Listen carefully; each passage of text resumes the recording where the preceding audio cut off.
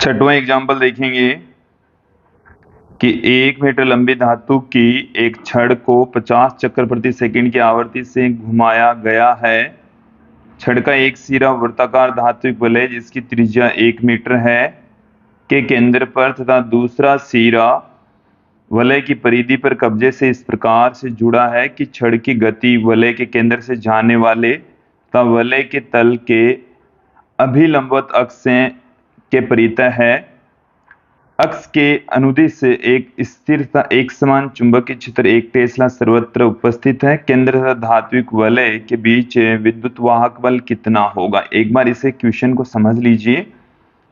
हमें यहाँ पर जो छड़ है उसकी लंबाई दे रखी है 1 मीटर, या हम ये कहें कि इस वृत्ताकार लूप की जो रेडियस है वो हमें दे रखी है 1 मीटर, और ये चक्कर लगा रही है 50 हर्ट्ज से, 50 चक्कर प्रति सेकंड से ये चक्कर लगा रही है। छड़ का वलय एक सिरा धात्विक वलय जिसकी त्रिज्या 1 मीटर है के केंद्र, यहाँ पर जो चुंबकीय क्षेत्र है वो 1 टेस्ला हमें दे रखा है। हमने इस चैप्टर में पढ़ा है कि इस तरीके से यदि ये कुंडली घूमती है तो इसके केंद्र तथा इसकी परिधि के बीच में एक प्रेरित विद्युत वाहक बल यहाँ पर उत्पन्न हो जाता है।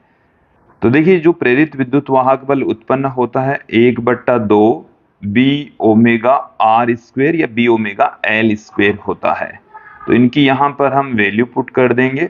बी ओमेगा को हम लिख देते हैं 2 पाई एफ, सबकी वैल्यू पुट कर दीजिए 1/2, बी का जो मान है वो है 1, 2 पाई 3.14, एफ की वैल्यू है वो है 50, आर का जो मान है वो है 1, तो 1 का स्क्वायर हो जाएगा। यहां से 2 कैंसिल हो गया, तो यहां से 3.14 इंटू 50, तो E बराबर हमारे को मिल गया है 157 वोल्ट।